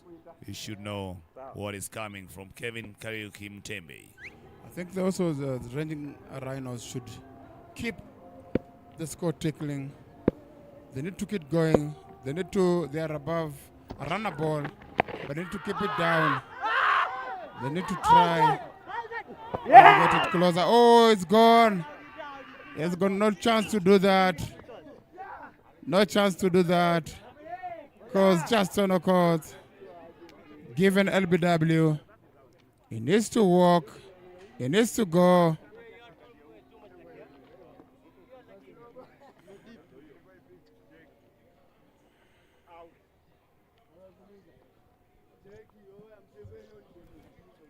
Get beaten by the deeper. We're gonna have to see it again. Batsman not very happy. He's looking, thinking that the ball was a bit too high. But we're gonna see it again here from Mouse and here. Just on the course. LBW by Kevin Kariuki Mtembe for 13 runs from 7 balls. He's not happy at all. The day that he was looking good, he didn't last much there. He was striking it well. Kevin Kariuki Mtembe trapping him right in front. And now we get Josephat Maina, who has had a mixed tournament with the bat. Coming at number 5. Scores 37 for the loss of 3 wickets. After 4.4 overs. Wow, we're gonna deal with it here. Well driven down the ground. That's his shot of the day. Golf ticket for Maina. I said in the morning, Maina is enjoying this tournament. He's got an opportunity. He's showing his progress. Hitting that through the covers for 4. The team in the local league should use him more, Jimmy. Normally, they don't give him this kind of chances. They are missing on something. They are missing of the chance that Maina is showing. Everybody with a chance can do a lot. As we see Kevin Mutembe there, he wants to bowl and keep at the same ball, of the same ball. Over number 5 comes to an end. As it's time for Golf Ticket strategic timeout. Golf Ticket, UAE's most trusted online lottery draw, is powering the World Super T10 League. Golf Ticket, sharing a million smiles, is a fully regulated, registered and authorized online lottery draw from the UAE. Buy online and fulfill all your dreams. Log into golfticket.com now and start winning. It's time to refresh during the Golf Ticket strategic timeout. Teams that we have here today: Excited Elephants versus the Raging Rhinos. Big tournament brought to us by Cricketer Trust of India, our big sponsors, Jumbo 365, Bailey 777, our big sponsors, Winfair 247. This made this tournament a success. We are talking about giving an opportunity to youngsters to market themselves. MG Lion, again, on top of it. Golf Tickets, those are big sponsors. Taj 777, also our partners, BetBrick 7, Bailey 777, all those partnering. D247, we cannot ask for more. Keep supporting our cricket. Cricketer, Trust of India, all this. We go to say thank you very much for the sponsors. Keep it going. D247, Wolf 777, World 777, Cricketer Trust of India, Jumbo 365, once again MG Lion, Golf Ticket, Taj 777. Those are our big sponsors, our partners for this tournament. After this goes the second game of the day. Leaping Leopards, who are sponsored by MG Lions, versus Classic Kangaroos, who are sponsored by World 777. That is our second match of the game of the day. But for now, all eyes on this game. Well balanced after 5 overs is 41 for the loss of 3 wickets, needing 26 runs from 30 balls. As we see Festus Egesa running again, well driven but straight to cover fielder for another dot ball. Yes, Raging Rhinos need 26 runs of 29 balls. As long as you have more balls than the runs, you just need to get a runner ball and be safe. Excited Elephants fighting for the comeback. And this is the comeback in the air. What a catch by Festus. Fought for that. Off the follow through. He went back, catching that, dismissing Alan Kibabi. Was very good work there by Festus. Calling full, then turning back, calling for it loud and clear, stretches those arms and rolls over with ball in hands. Kibabi cannot believe what happened there, but he has to walk back to the pavilion at 41 for 4. Cotton ball, Festus Egesa scoring 13 runs from 15 balls. This is the area now where we're talking about the Raging Rhinos. They struggle in the middle overs. Lack of rotation of strike. Just looking for boundaries. It's costing them wickets here. Missing out on crucial runs. As we see the man who had a very good day with the ball coming into bat. I'm talking about Maxwell Aguirre. It's time to show his ability. He had 4 catches in the first innings, 3 wickets in the pocket. Now he has a bat in hand. What he's gonna do facing the man with already a wicket. Festus posts it across the line. Maxwell tries to drive and misses out. Festus Egesa looking solid and ready to see the excited Elephants come on top after the end of this game. 26, 27 balls. Maxwell Aguirre facing the Ghostbuster Festus Egesa. The strong boy running in to try and turn the tables. Pulling that one very quick. Just angling away from Egesa, from Maxwell Aguirre. He decided to let that one go. Very impressive from Festus Egesa all the way through this tournament. Never lacked energy. Runs in every day. No day that you'll see the energy going down from the boy. It's running in again. Yes, Egesa runs in, but Maxwell Aguirre has got other ideas. 4. There's another golf ticket for Maxwell Aguirre. He had a good time with the ball. What's gonna have here with the bat? Gapped over square leg for 4. Great stroke there by Aguirre. Never used to see him as a batsman. But he's surprising his coach, Jimmy Kamande. Again.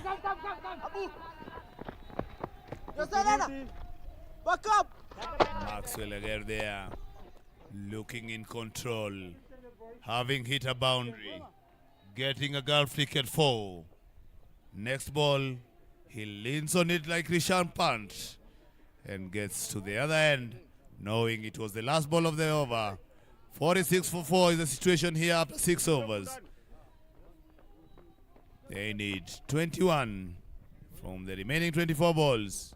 Already we have seen Everybody throwing with a good strike rate. Maxwell again, company of Joshua Minor. There are the bowling figures. A wicket each for every bowler apart from Rohan. Every bowler has contributed in the wickets column, needing 21 from 24 balls. This is it. This is the situation that both teams find themselves in. It's anyone's game here. It's 21 from 24 balls. Maxwell Agar looking at it. It's 46 for 4 here. 21 runs in 24 balls. Maxwell gets an outside edge. The ball is running away for another golf ticket 4. Maxwell again. Today is gonna be easy. That is a big question. Lucky there, the ball, but it's a good thing there he made contact. We're looking at it again. Top of the bat. It went all the way. Today, the left-handed Maxi, as you all know, the man from the fishing area, he's already showing that he's capable with the bat. He's on 9 from 5. After that, golf cricket 4. It's only the first ball there that he got up for from the returning David Mumbo. 17 runs is the equation today that is needed now for the Raging Rhinos, who have yet to register a win. Maxi again. Solid defense there, Peter. We are seeing a different Maxwell again with the bat. Yes, he performed with the ball. Now he has to pick them up. 17 runs of 22 balls. Will they cross the line for their first win? Raging Rhinos trying to get their first win. It's not going to be easy, but will they get that? Oh, it's gone. Timber time. David Mumbo. It's gunshot time. They have to line up for the gunshot. Aguirre dismissed. David Mumbo got his man. 17 runs, 21 balls. It's going to be a tall order. But who is tall enough to get to the order? Overstretching there is Maxwell again. Playing across the line. It was a good short stay. He looked good. 9 from 7 with 2 golf ticket boundaries. Pius Thucha has a job to do here. Averaging only 5, but what needed is not a tough task. He has to dig in. Run rate required is below 5. Make contact. Make sure that the double R's don't lose wickets.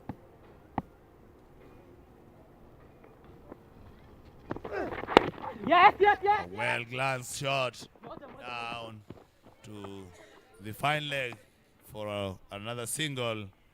We up on 51 for 5.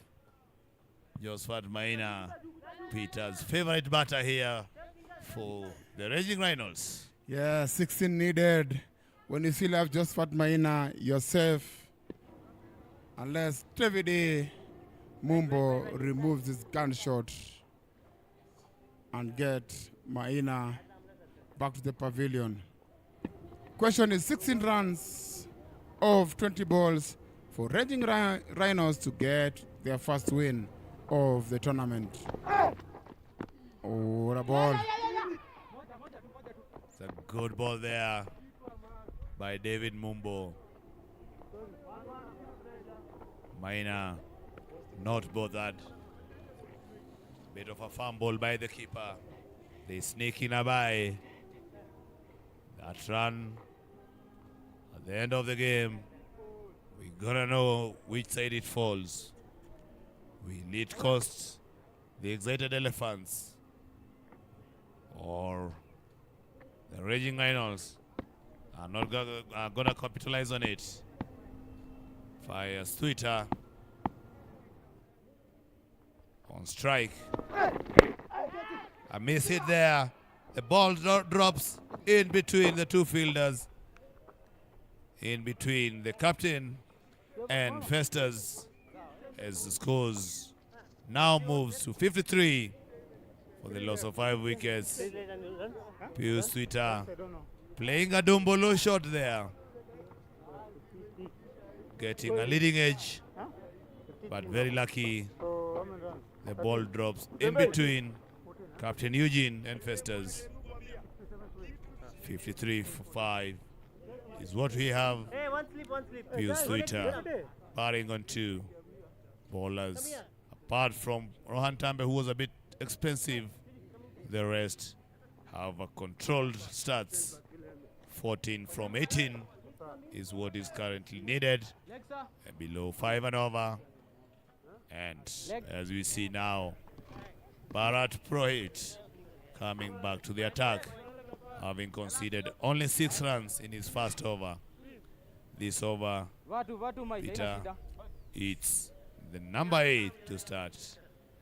It has only 6 balls to bowl. His dangerous spinners looked very dangerous, and he continues again. You can see now he changes the field, adds another fielder to the offside area. You already have a slip in place that shows the quality that he possesses. Another man towards backward point. Pius Twitter smashed it through covers. They're going to look for 2. Yes, they're looking for a second. He has to hurry here. And I feel like he's gone. Let's see from the umpire. The referral. This, Peter, is going to be tied. I feel like he's a bit short.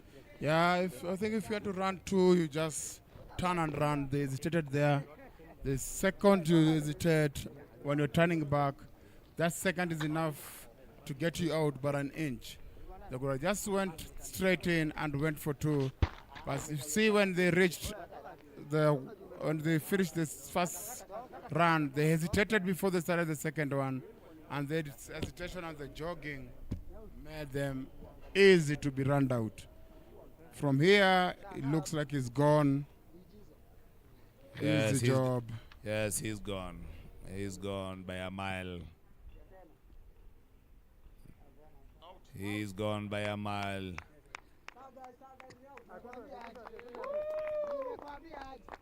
He's gone by a mile. No need of second look there.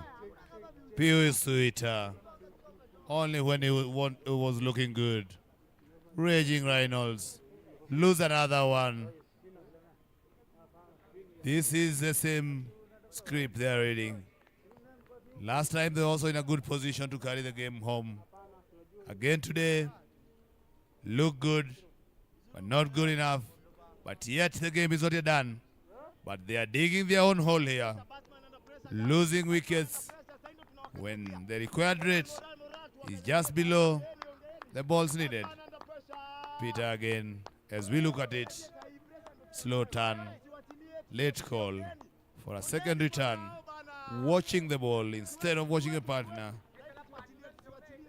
They lose their 6th wicket, and now again needing 13 from 16. Wickets column is troubling everyone here. Raging Reynolds, not much in store. Somebody here, but still with Joseph Maina inside there, in the company of Chinapa Ayapa, the game is still in their reach. Now we give up, gonna fight it out. Again, Ayapa. He has to try and give Joseph Maina the strike. This is an over. They make sure they don't lose another wicket. And before I say that, he tries to go over.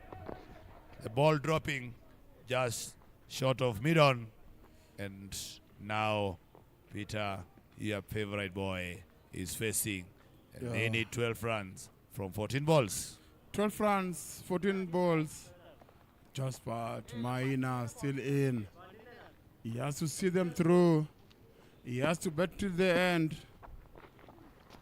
Oh, missed that. And it's missed everything. Maina could not read that.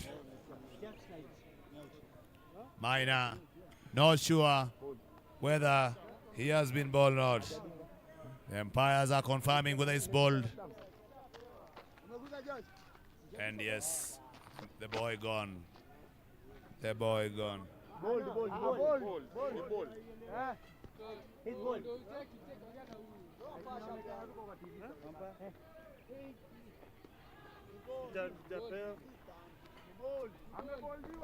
on, umpire.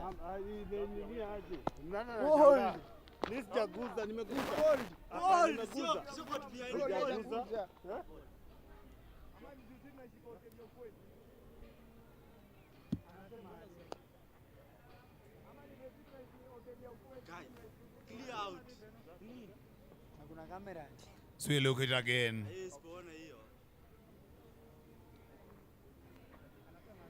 Umpires confirming whether he's bowled or not.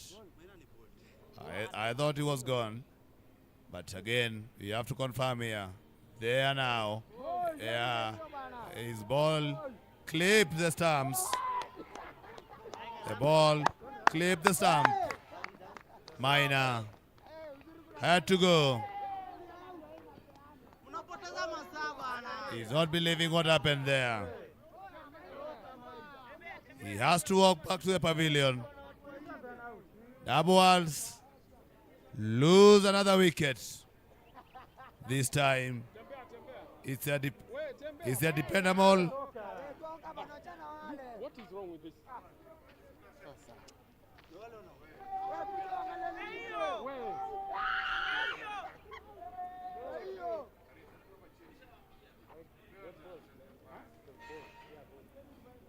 Maina still in disbelief.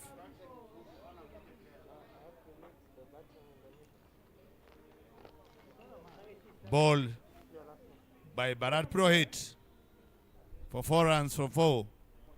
And now brings in Daniel Ongwong to the crease. 55 for 7. Still needing 12 runs in 13 balls. This is a big over for Excited Elephants. Their star bowler, Bharat Purohit. Already 2 wickets from the over. And now, again, he's going to sing a single. Mix up here. Mix up here. This again. Another mix up. Putting themselves under pressure. Chinapa Ayapa has been run out. 2 team double wickets.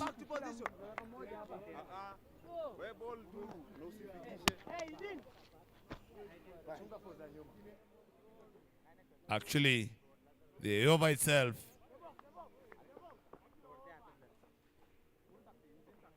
just short. Yes, it's gone. Ranging Rhinos need only 12 runs from 12 balls. And so far, it looks like they're giving away their wickets, making it hard for them. Next game, Leaping Leopards, powered by MG Lion versus Classic Kangaroos, powered by World 777. That's our next match. But coming back here, we need 6 per over. We need 12 runs from 12 balls. And who better to get it other than Simon Buru and Daniel Owong. What do we have from Kevin Karaoke? Driven down the ground. This is going to release some pressure here. Going all the way. We have to confirm that. Simon But yes, Buru. looks a very solid golf ticket for Umpire, Peter. left over. As we were saying, the double R's are putting themselves under pressure. All they need is to stay calm and putt through the innings. Now they just need 8. Look at That's a that very shot. good drive there.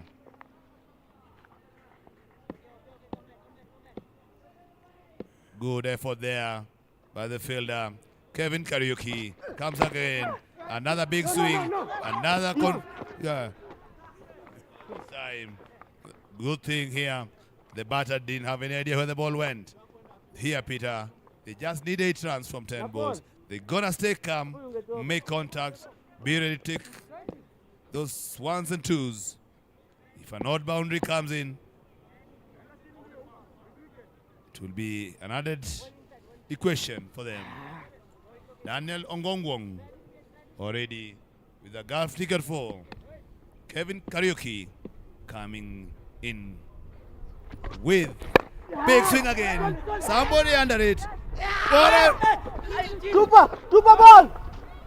Eugene Ocheng, the captain, diving. He's a heavy fellow.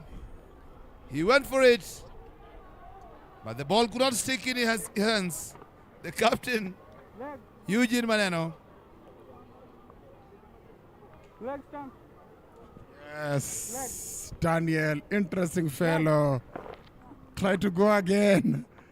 Up in the air, Eugene was under it. But when he went down, the ball left his hands. This is going to be a very good finish, nail-biting finish.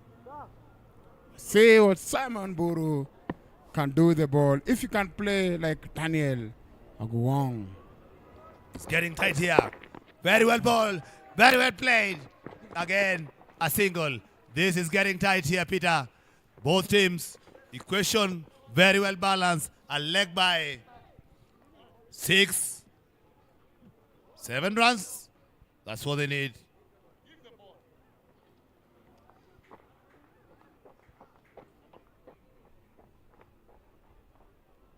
Six runs needed from 8 balls. 6 runs from 8 balls. The weakest column is where trouble is for double R's. But today they are fighting it out. Today they are taking the game deep.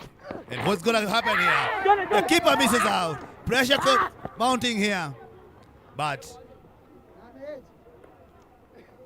the short fine leg is a bit too straight to stop that from running away.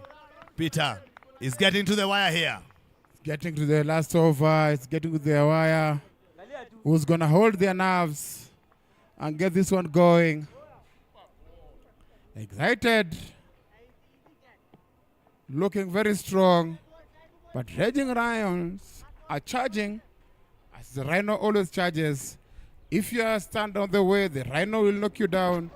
And they're going to knock the elephant down. The big elephant being knocked down by the Rhino. Everything happening here. Pressure brings everything around. And now they give away a single to finish the over. 63 for 8. 4 runs needed in the last 6 balls. This is going to be the first win for Raging Rhinos. The tournament getting better and better. The margin of errors minimized. Here, Peter, is 4 runs needed from 6 balls. 2 wickets in hand. They are now regrouping. A small meeting there to decide who is going to bowl the last over. Getting big matches here. Teams pushing each other to the wall. Around the corner. Till to the last ball. 63 for 8. You cannot sit. Pressure cooker here.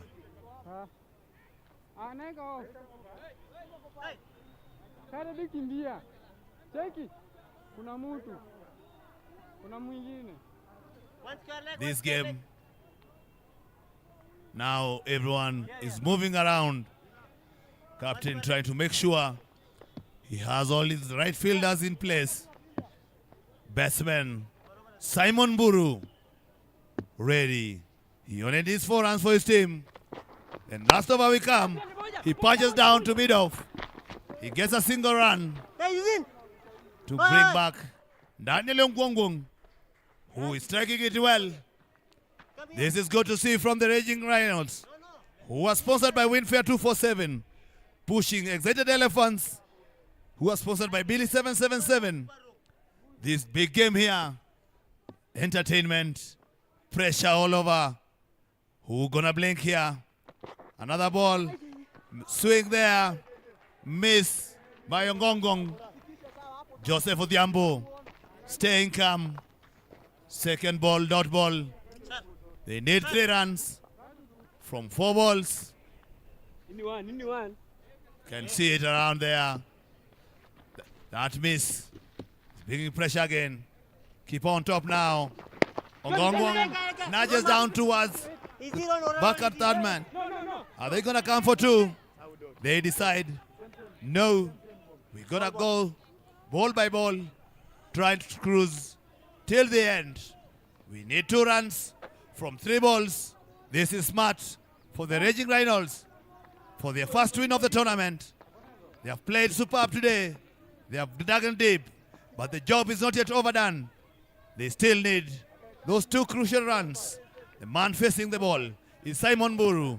Joseph Odhiambo has 3 balls to contain 2 runs.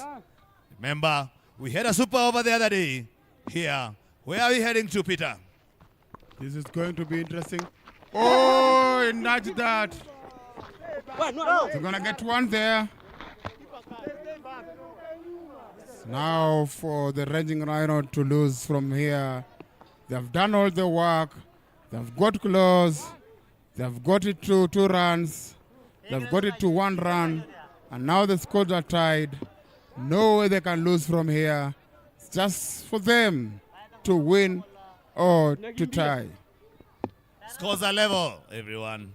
Has been a very exciting match here.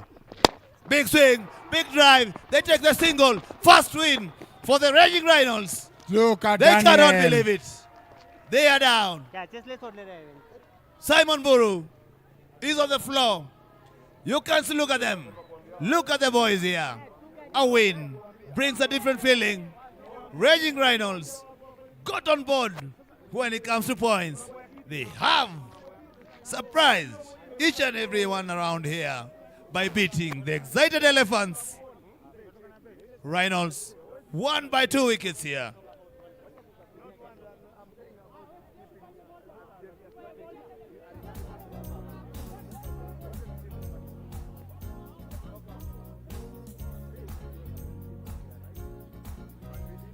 Here has been a very good one.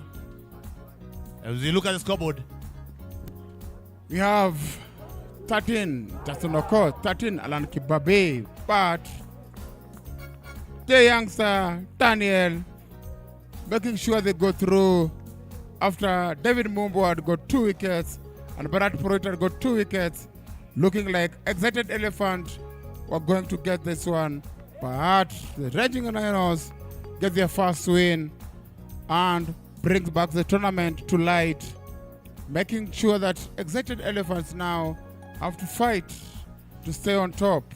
What a game. Raging Rhinos winning by 2 wickets. And next we have the Leaping Leopards powered by MG Lion, Classic Kangaroos powered by World 777 for the match coming up.